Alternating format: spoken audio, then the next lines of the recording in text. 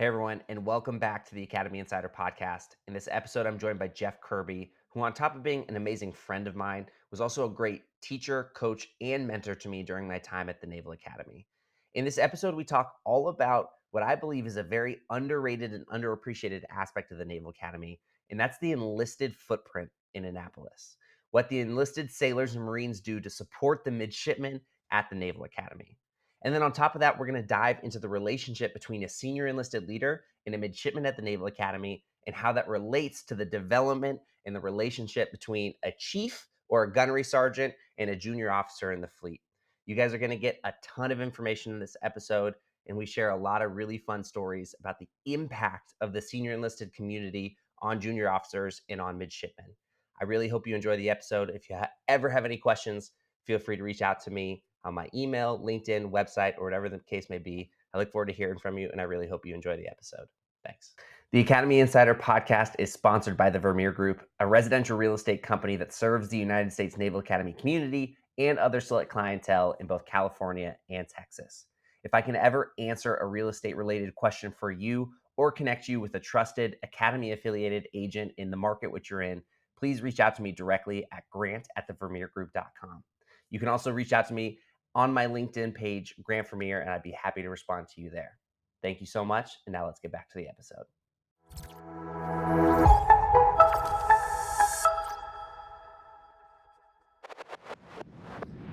Hey everyone, and welcome back to season 2 of the Academy Insider podcast. I'm so excited to be joined today by Jeff Kirby, the former Command Master Chief of the Naval Academy, and an extremely good friend, mentor, coach, and just teacher of mine through my time at the Academy and after. So I'm super excited to have Jeff with us today. Jeff, thank you so much for taking the time to come on the Academy Insider podcast. Thank you for the honor to join you today, Grant. I appreciate the invitation.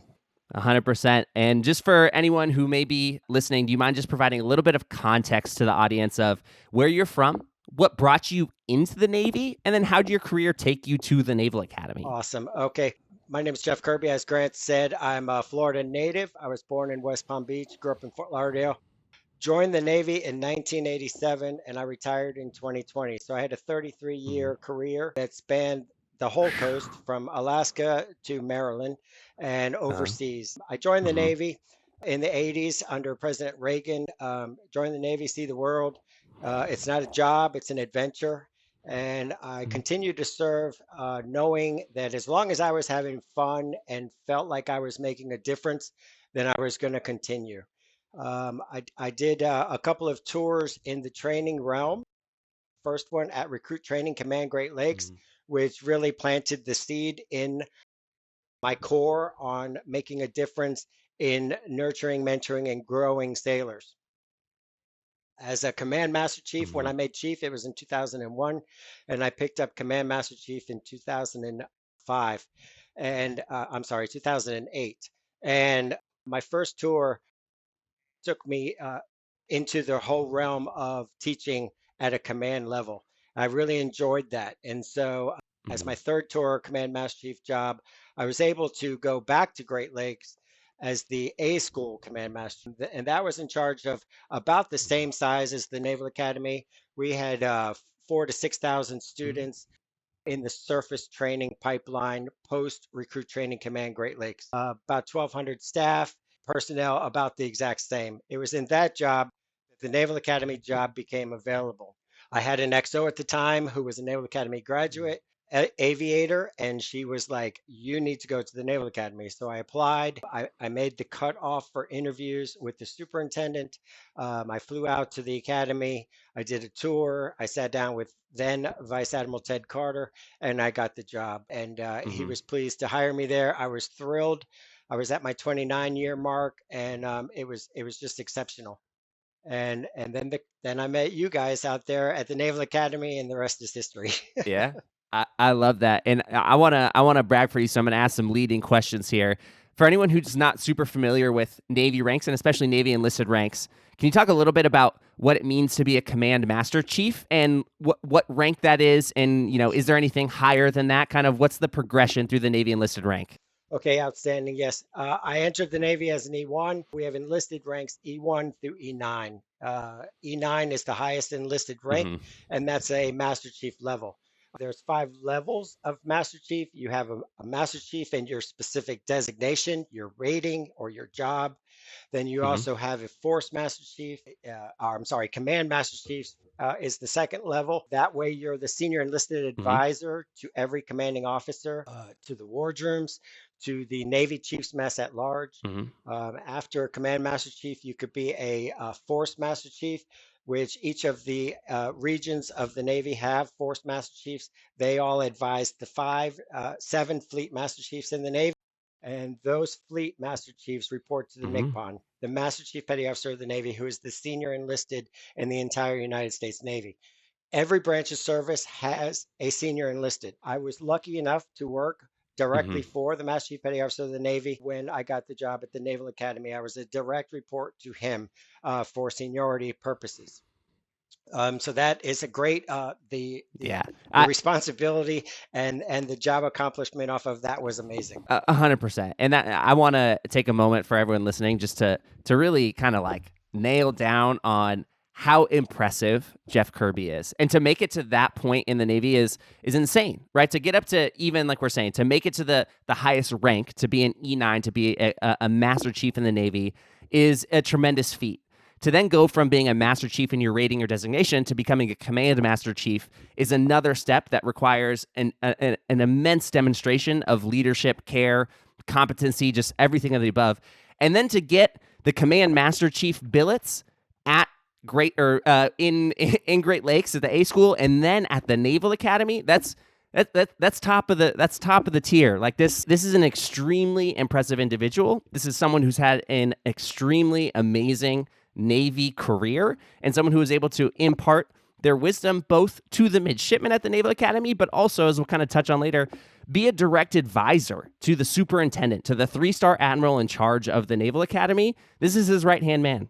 This is his advisor. This is the person who's giving him all the insight and feedback about the welfare, the morale, the spirit, and everything that's going on at the Naval Academy. So, he has insight and eyes into how the Naval Academy runs from the highest levels to down on the deck plates with all the midshipmen there. So this is a really cool guest to have on. And so, Jeff, we really appreciate you taking the time to be here with us today. This is super exciting. Thank you. And to just transition it to a little bit of when you did get to the academy. One, we gotta know. Did you get to live on the yard? Was this you high enough built? Did they give you some living space on the yard? They absolutely gave me some living space on the yard. I was blown away. Actually, the first time I ever lived in military housing at that time in 29 Hmm. years, and I was given a distinguished residence on Upshur Road, named after the second superintendent of the Naval Academy. And the residence there at 30 Upshur on Warden Field was quite stunning. 7 bedroom, 5.5 bath, 6,200 square foot residence. That was the purpose to give a command master chief such a residence, was to be able to utilize that to host senior enlisted as well as midshipmen. I hosted many events at the house.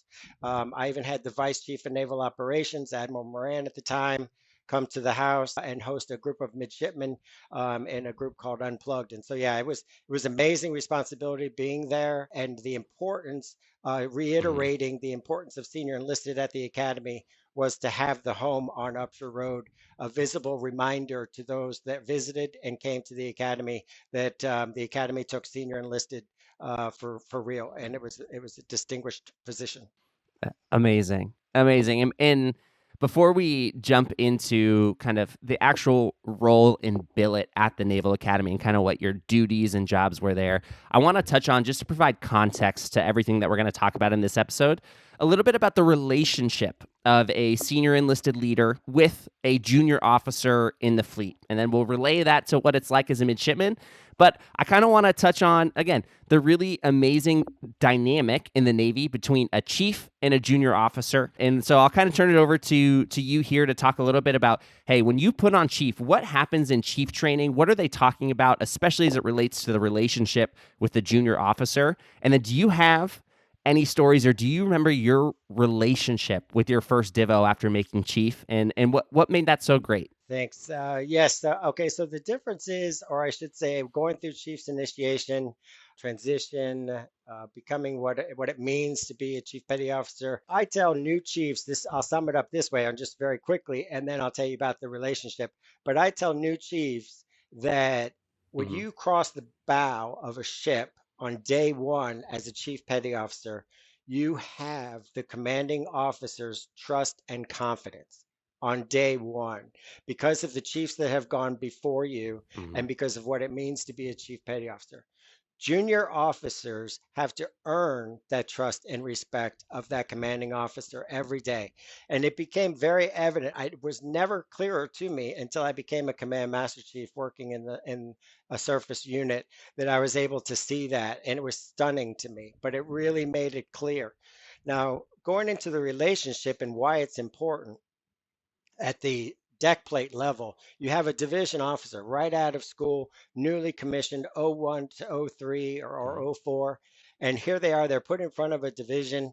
They have 30 to 70 people that they're in charge of, and they have a left or a right hand man or woman who's a chief petty officer. And then they have that chief petty officer has a leading petty officer, normally an E6 or an E5. And those Hmm. three people are the key to that division's success. And in the broader scope, then you have the division success supports the department's success, supports the command success.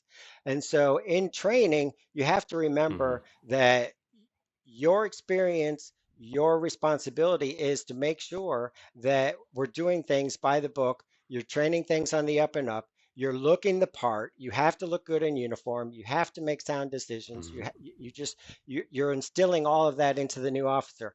You're letting them make decisions and advising and counseling and consulting them on different things, but you have to let them grow, and then you have to pull them back. And if they make any errors, then you explain or you talk to them about it. And so it's really a unique responsibility as a chief and a divo on making sure that that responsibility works. And I have fond memories of my division officers. Some may not always have fond memories of me as a chief or a senior chief.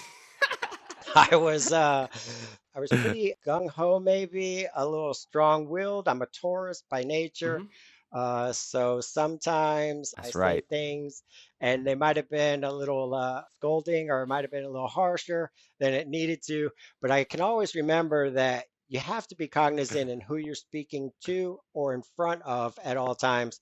You never want to disrespect people, but you should always have counseling sessions, closed door mentorships, and I did with a great number of division officers, both up and down the chain of command and across. I mean, I've had division officers from other departments come and say, "Hey, senior," or "Hey, chief, I like the way you do X, Y, and Z. Can you teach me that? Can you show me something like that?" And I think that's a huge compliment Hmm. when that comes from somebody that you don't directly work for.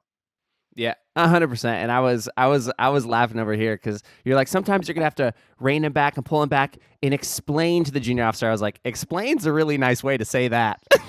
Because I got explained to quite a few times by my chiefs as well. Yeah.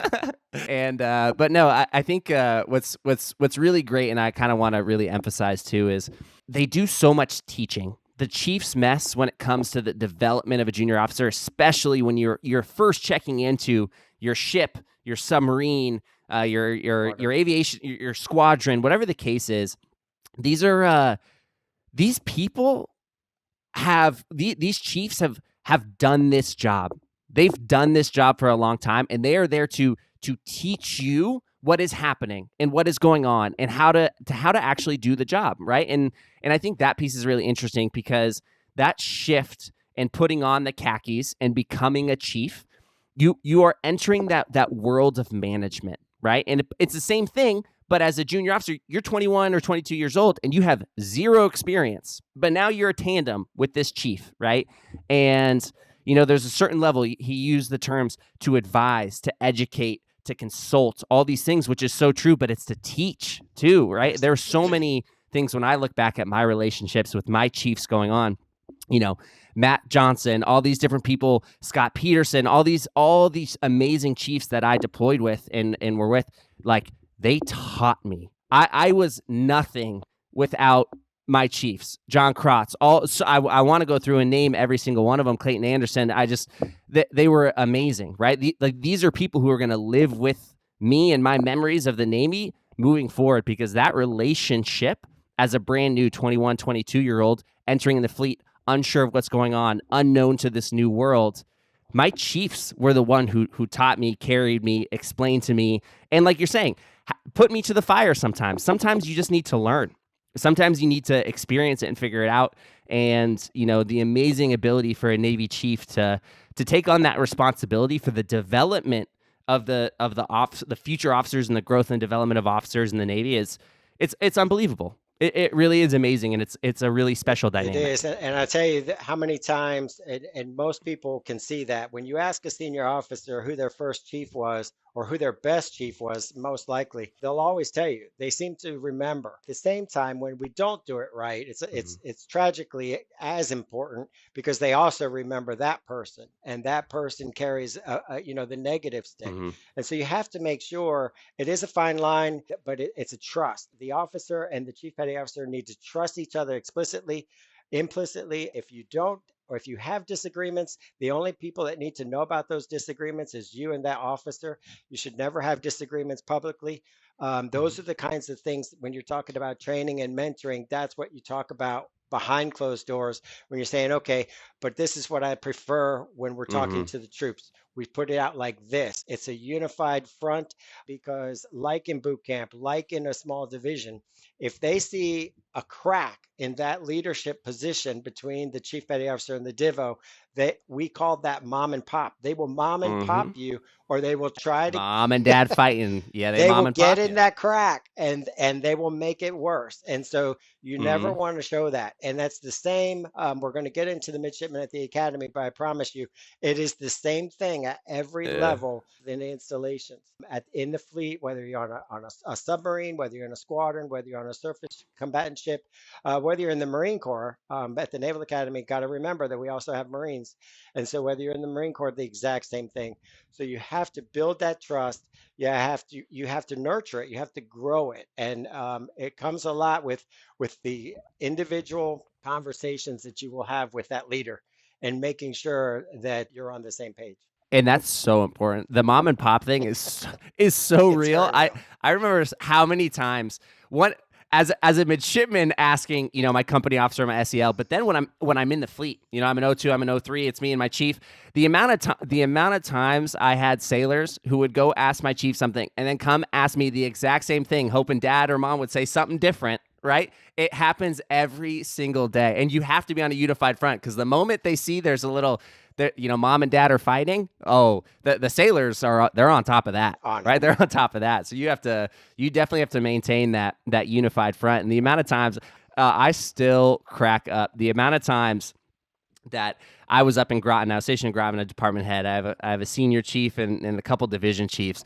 The amount of times I dialed, like a sailor would come talk to me and I'd be like, thanks for talking to me. I have to, you know, I'm not going to give you an answer yet. And I would like dial the phone and I would be like, hey chief, did this person come talk to you? And they're like, oh yeah, no, that person talked to me this morning. I was like, oh my goodness. Right. And so, man, it never ends. That's another great It never point ends. And so, for officers and enlisted as well. I used to tell people, and you never, as an officer, and you're learning that, you never say, let me go talk to chief, because then you're giving away your positional authority to the chief petty officer. So you always say what you did, and say, I'll get back to you. I'm busy right now. I'm working on something, but I'll get back to you on that. And they don't even need to know why you're getting back to them. That's not for them to ask. And I used to tell chiefs the same thing. I said, you know, they don't know how long you've been at that divo. They don't know how long you've been a chief until you tell them. And until you give away your positional authority by saying, I need to go and check with somebody else on something. Those are words that should never come out of a division officer or a chief petty officer's mouth. Knowledge. That's like mom saying, right there. let me go check with dad if you can have your phone after I grounded you. Let me go check with dad.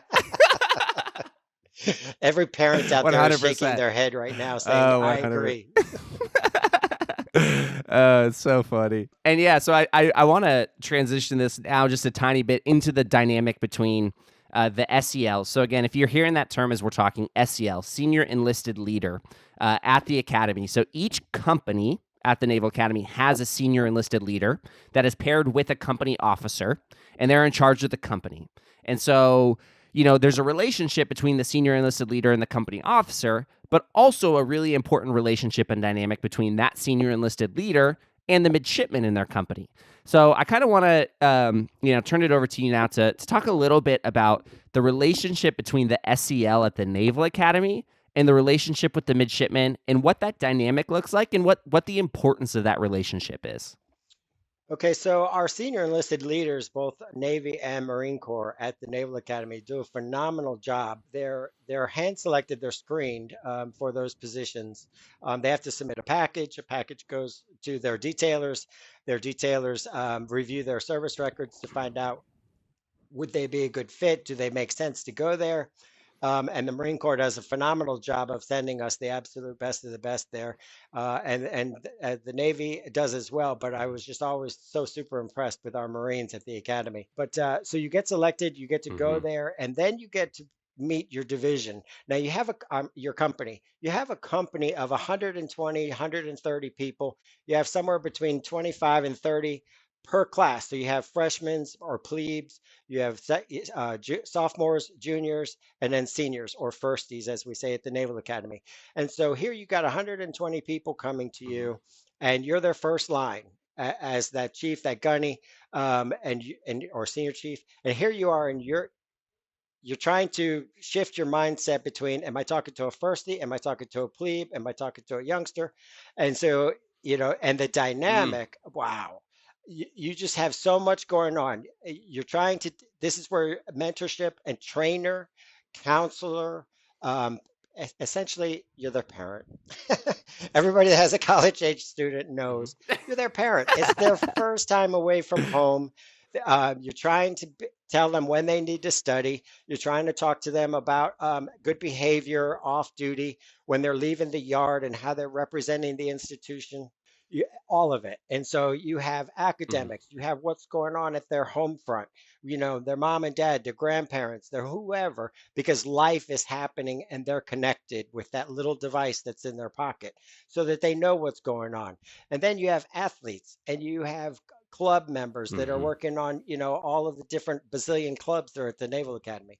And so all these things are part of what makes up that person as the senior enlisted leader is trying to find out who they are during their time with them and making sure that all the advice and counseling that you're doing with that person is keeping them on track to graduate our 48-month program because that's the goal. The Mm-hmm. goal of every staff member at the academy is to get that person through their 4 years there. And it's the baby steps that all of us take Mm-hmm. over the course of their time there that get them to that graduation and that pinnacle of their goal.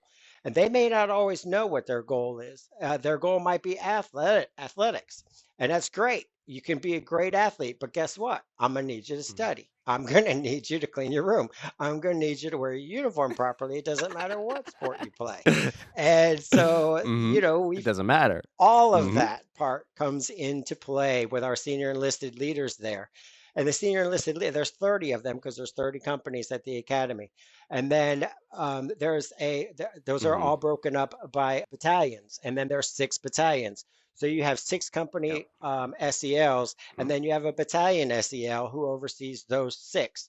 And that battalion SEL reports to the brigade master chief. The brigade master chief reported directly to me. And so, and the commandant of midshipmen being the number 2 in charge at the academy behind the superintendent.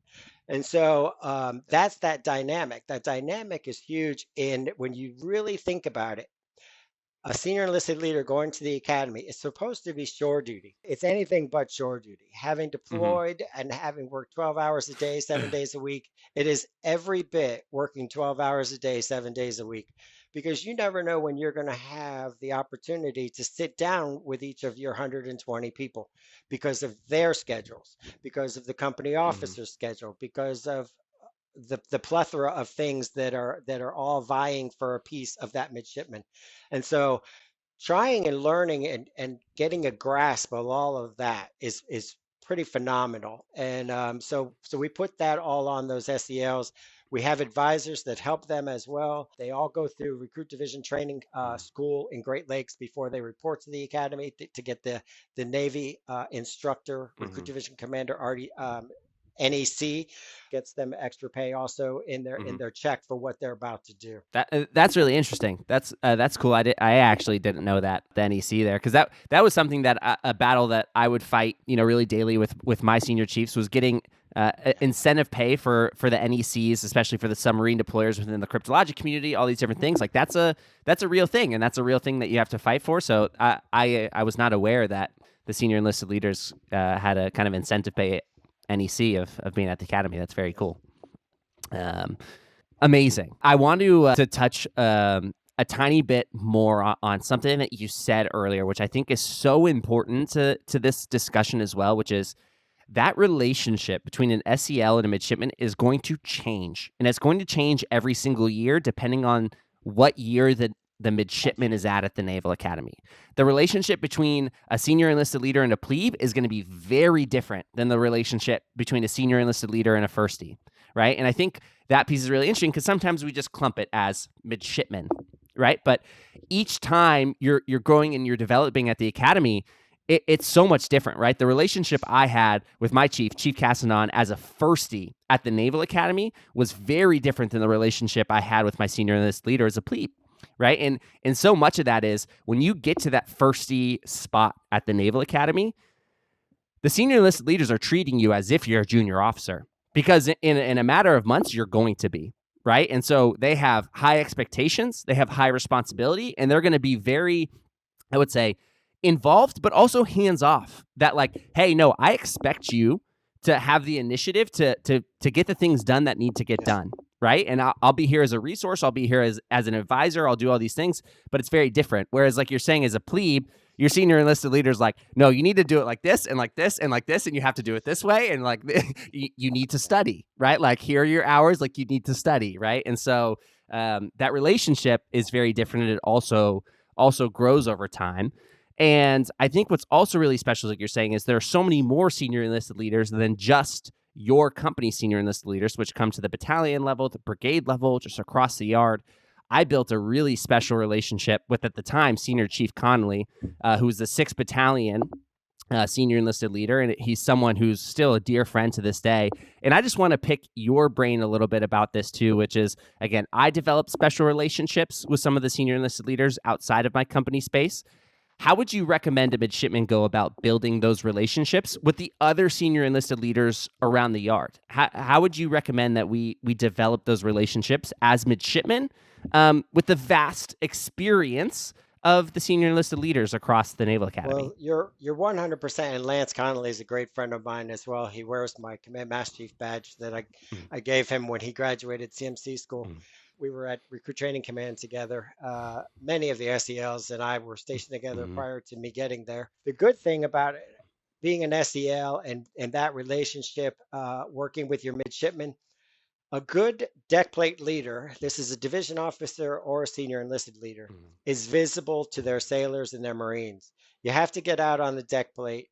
You walk the deck mm. plate, the deck plate being the halls of Bancroft, the field of every sports Yep.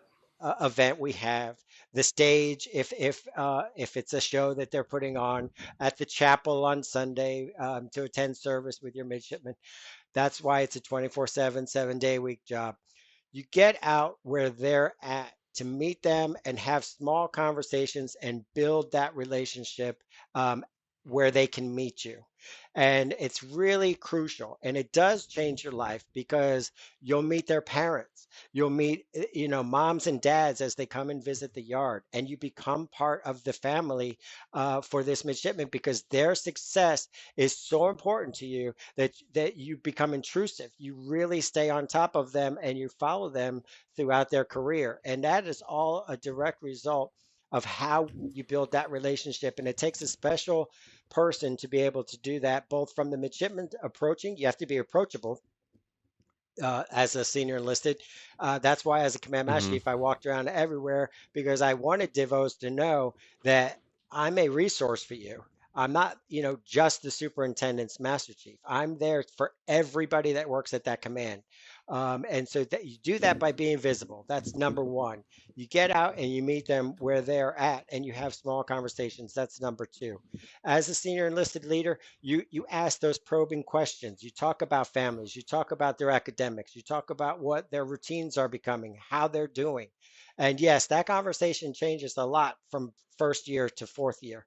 When you're a firstie, Hmm. Superintendent Carter once said at a review board in firsties in December of their first year, he said they are already naval officers. There is nothing we're going to teach them academically between now and May that's going to make them a better officer. And so that's why, in my expectations Hmm. of SELs, that was the conversation that you had to have with them. Firsties were treated differently. Firsties were given the reign to act and to lead the midshipmen of the companies, and they were and of their battalions. And they're also the expectation was a lot higher, and so were the consequences if they didn't act to what they were supposed to do. And like in the fleet, the consequences are a lot higher as a division officer or as a chief when you're not doing things that you're supposed to be doing. And so all of that is relatable. It's all has a purpose. And parents visiting the yard get to meet the SEL, get to see the person that they're talking about. I would tell the SELs to absolutely reach out to them, talk to them. They want to know stuff, but don't be a helicopter parent at the same time and and ask every single day. The best advice I could give parents and sponsor parents is to be supportive. Hmm. Always be Hmm. positive in your Yep. conversations with your mids, especially with your plebes. The world is coming to an end as a plebe. Everybody's against you, and it's absolutely not that way. It's you're the only people at the academy at the time in plebe summer, and that's why you're the topic of conversation. That's why you're priority one. The Focus is on focus you. is Yeah. definitely on you until the brigade gets back. But that's again, that's all part of that relationship. No, absolutely. And it's phenomenal. And I think, just as we finish up, like talking about this relationship between the senior enlisted leaders and naval officers and as midshipmen, I just want to take the time, as a parent listening, I think over the course of your son or daughter's career or whoever your midshipman is, over the course of their naval career, you're going to hear about the chiefs, right? And I think it's really special, and I pray that you have amazing relationships between the chief and the junior officer for the time in their naval career. Because for me, I just want to take this time in the episode. I don't know if they'll even hear this episode, but my chief's out in Groton, Connecticut. So for me, just a little context to everyone who was listening. Like after I went through and did all my deploying in Maryland, when I got up to Connecticut, I was a little down, right? I was a little depressed. I was a little burnt out. I was a little everything, right? And Senior Chief Klostermeyer, Chief McHugh, Ricky Garcia, these people, when we talk about almost the transaction of the daily work life, they took care of everything, but they took care of me, right? And they were the people, especially when you go to a small detachment. Like I was in a detachment with one other officer, right? They were the people that I went to. They were the people who took care of me. They supported me. They loved me. They helped me, right? And I think that sometimes is an underlooked thing too. Is that these people here are going to be the ones that are taking care of your sons and daughters, right? I think back about how I struggled in Connecticut, and I did. Like I struggled a lot in Connecticut, but they carried me. They carried me through it, right? They carried me through it, and this relationship's so special. And I just want to give the biggest, thank you to them, and a thank you to the chiefs across the fleet who take the time to truly invest and love and care about not only their sailors but their officers that they're in tandem with, right? And because it's a tough life. It's a tough life out in the fleet, from time to time. And so it's really special. It's really special, and I don't know that I have much to follow up on that about the relationship, but just a big thank you to them because they're I think special what you're people, talking about special is on people. the human level. On the human level, the Yep. chief and the divo are the two people, and I'll go into the superintendent on this. On the human level, they're the people that are asking each Hmm. other, "How are you doing?" And it goes back to that conversation. Hmm. That's who you vent to. You never vent down, you only vent up. And so a chief vents to the division officer, to Hmm. other chiefs, to the command master chief, and that's how the plebes are. That's how the juniors are. That's how the firsties are. And so it's all out in the fleet that way. It's the way that I think the Naval Academy prepares our midshipmen to be better officers. And I know a lot of people don't like to say that, but I do. I think the Naval Academy prepares our midshipmen to be better officers than most of the commissioning sources that are putting sailors out there. Yeah, I'll baby. just say that. Yeah. And it's because of all of Yeah, Naval those Academy pride, little baby. things, right, Grant? It's because of these little things and these interactions and the Hmm. things that we do, that set you up for success if you just see it. Um, and I think that's the important part. You get to Yeah. see good leadership in action. You get to acknowledge and feel successes and failures. Not everything is successful, but you see that at the academy throughout your time.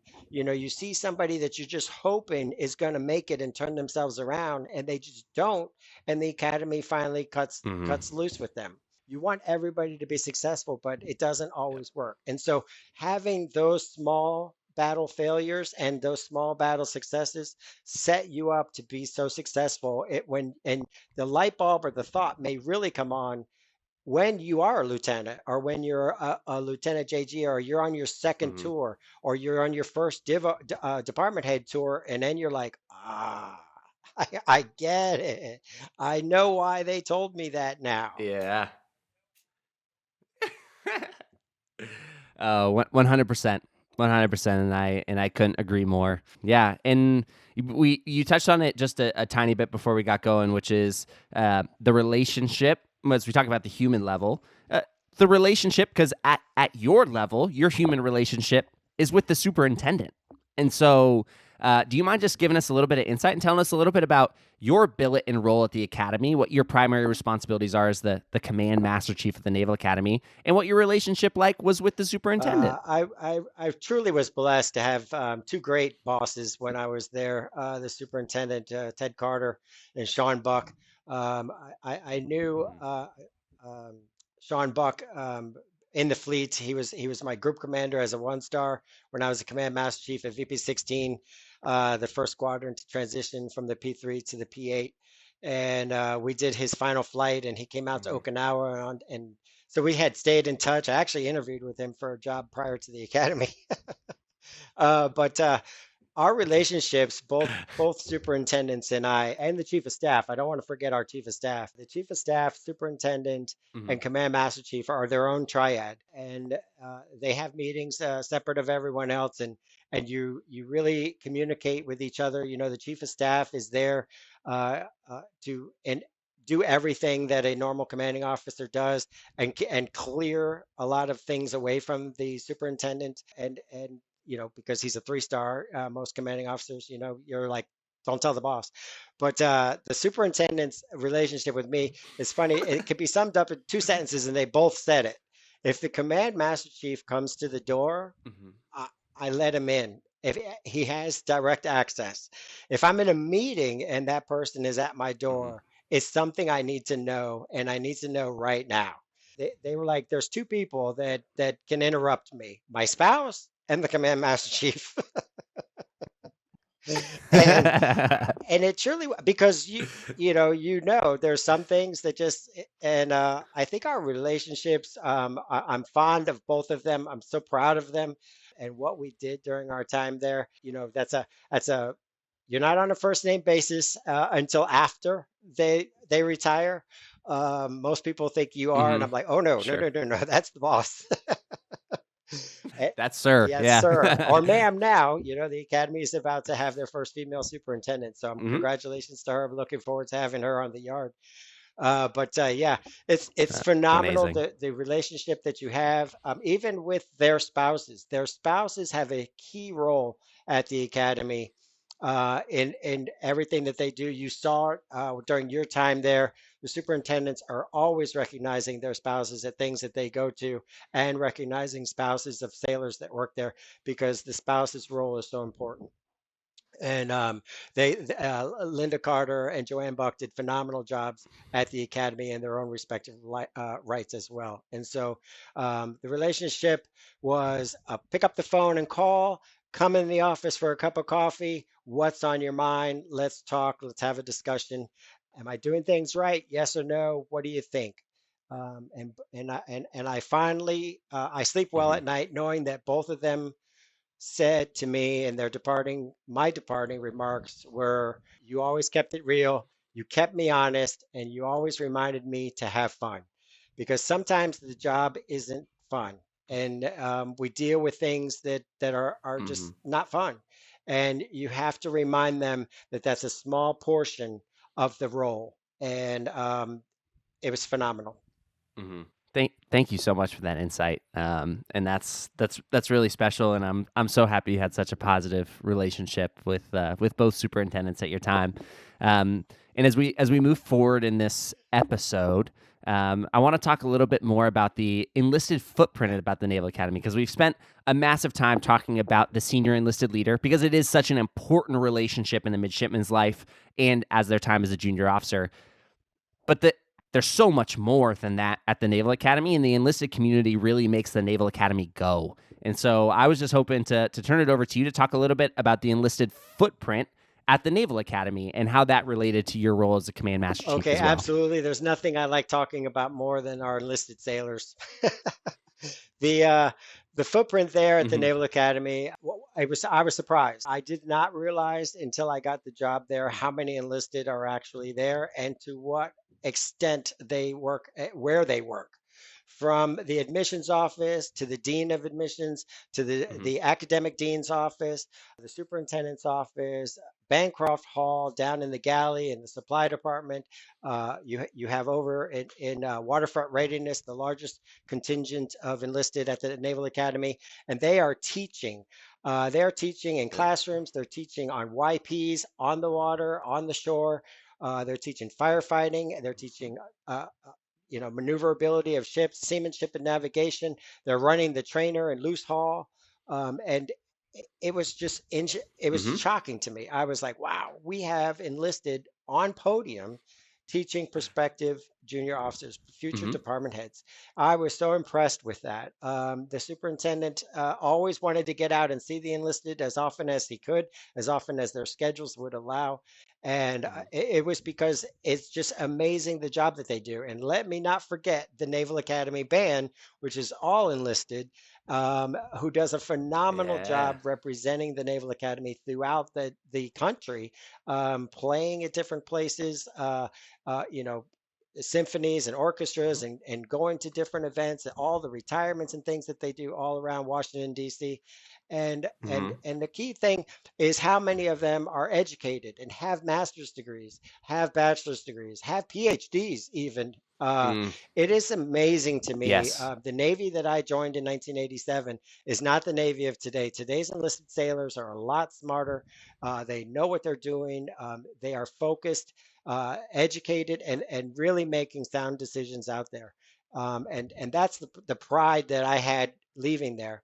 Hopper Hall and the skiff in Hopper Hall owes the United States Navy enlisted sailor at the Naval Hmm. Academy its debt for allowing the skiff to be created and completed and certified, because we stood watch. The enlisted sailors at the Naval Hmm. Academy stood watch on that building from the time that it was pylons in the ground until the time that the ribbon cutting happened, No kidding. to make sure that nothing happened Hmm. to that area. And that was a hard pill to swallow. But the security cost alone was so much money that the chief of staff came to me and said, Master Chief, we've got to make it happen.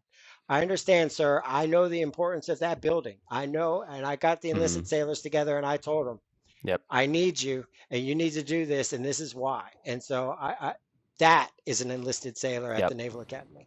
That's such an amazing story and something that I'm going to dig into here. So, Master Chief Kirby, Jeff, mentioned he used the term skiff. And so a skiff is a sensitive, compartmented information facility. That's what it breaks out to, skiff. But basically what it is it's a top secret space, right? And so kind of like he's saying, in order to get a skiff built, accredited, and then actually be able to be operational, it cannot be tampered with in any way, shape, or form from the moment it gets built up to any point in time. And it's a 24-hour facility, and people have to stand watch in front of it because it's going to host and have top secret information within that facility, right? And so the fact that there were sailors standing watch for probably, years plus, close to 2 to 3 years of that, 2 years, 24 hours a day, that's unbelievable. And it's to give, like you're saying, these midshipmen, especially in the cyber operations major, an ability to actually receive education courses at the top secret level. So within the cyber operations major, because I remember as I was going through this was the discussion, and I was so excited for it to come to fruition. The cyber operations major in their first year in some of their elective courses, they can have like cyber operations, computer network operation type courses taught by NSA faculty coming down from Fort Meade, right outside the Baltimore area, taught at the top secret level. How unbelievable of an opportunity that is for those midshipmen to learn, right? But that only comes to life, exactly like you're saying, with the dedication and the sacrifice of all those enlisted sailors that had to stand watch 24 hours a day for 2 straight years to get that up and running. It's thank you, right? Thank you. And so that really is so special. It's so special. And the biggest shout out to the enlisted sailors at the Naval Academy for everything they do that makes the Naval Academy go and function, right? Because again, I think we can all agree how special the Naval Academy is, and the Naval Academy isn't the Naval Academy without the enlisted staff and sailors that are taking care of business on a day-to-day basis to make sure it functions. So a genuine thank you across the board, and to all. I hope that as parents and grandparents listen, they get a true appreciation for that as well, and realize that the Naval Academy is so much more than just the midshipmen, right? And it only is the way it is because of the entirety of the operation. So amazing. A couple of final, almost wrap up questions here, which is, how does it feel after your time at the Naval Academy? How does it feel to have been named an honorary graduate of the Naval Academy? Wow, that is still very special to me. It was unexpected. I had no idea that anyone had even nominated me. And when the president of the great class of 2020, called me to let me know that I was selected with a good friend of mine, Captain Kelly Lang, and somebody we didn't know, but a very familiar name, Gary Sinise, uh, were the 3 people that the class of 20 wanted to recognize with them. It was special. Mike Mike Smith, Marine Corps, my buddy still on Facebook. I love him to death. Was the president, and he let me know that reward, and I can call him Sean now. Superintendent Buck said, "Wow, Mass Chief, there's not another thing that you could do in your Navy career. You've done it all. And this is the icing on the cake to a phenomenal career." And I told him, I said, "Sir, you're absolutely right. It's time for me to enjoy retirement and know that the Navy, I'm turning over the Navy to those that I have trained, led, and guided proudly for 33 years." And it was such an honor, still is. I love talking about it. Hoo-yah, Master Chief. Hoo-yah. Yeah. It's amazing. It's amazing. Congratulations. And from your perspective, as an honorary graduate, as one of the highest, ranking enlisted leaders in the Navy, what do you feel like midshipmen, if there are midshipmen or future midshipmen listening, or their parents listening as well, what do you feel like a midshipman should take away from the Naval Academy experience as it relates to leading in the fleet? What should they be learning or focusing on or really paying attention or appreciative of during their time in Annapolis? Great question, and we've talked about it throughout, and I'll just say that good leadership, recognizing it, watching it, taking your little lessons at the company level, at the battalion level, the leadership positions that you're able to achieve at the academy. And even if you've never been in a leadership position at the academy, watching them. Esteemed institution. It's a privilege to be there, making the most out of it and reflecting on your time there. Really special place. It's no wonder that everybody that graduates from there tries to get back there to the Annapolis area. It's a beautiful area. Of the three service academies, Annapolis wins hands down. And I hope that future midshipmen walking that yard, coming through those gates, looking at those doors of Bancroft Hall, remembering its history, and knowing that you Mhm. can be part of that, or as a graduate are part of that, is what you need to take from that. And just know that there's nothing that will be put in front of you that you cannot achieve once you are a graduate of that institution. I think the doors that open on post graduation you can't even fathom until you are post graduation. Mhm. Who yeah. Who yeah. And like you're saying, hands down. Hands down the best of the three, baby. Oh, come on.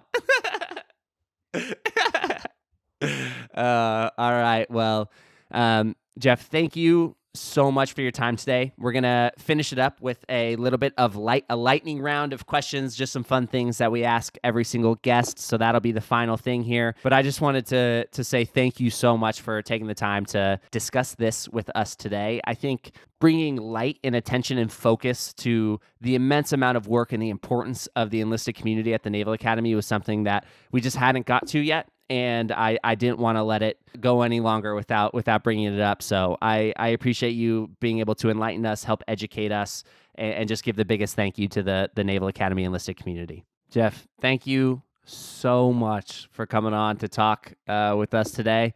That's gonna wrap it up. All right. To everyone listening, thank you so much. Feel free to shoot me a message at the Academy Insider Facebook page. You can send me an email to grant@academyinsider.com or whatever the case is. You know, we want to have as many conversations that are of service, that help you understand or educate you about some of these niche aspects of the Naval Academy so you can better understand what the Naval Academy experience and journey is like for your loved one who may be going through it. So thank you so much for listening. Feel free to reach out anytime, and I hope you all have a great day. Thank you so much for listening to this episode of the Academy Insider Podcast. I really hope you liked it, enjoyed it, and learned something during this time. If you did, please feel free to like and subscribe or leave a comment about the episode. We really appreciate to hear your feedback about everything and continue to make Academy Insider an amazing service that guides, serves, and supports midshipmen, future midshipmen, and their families. Thank you.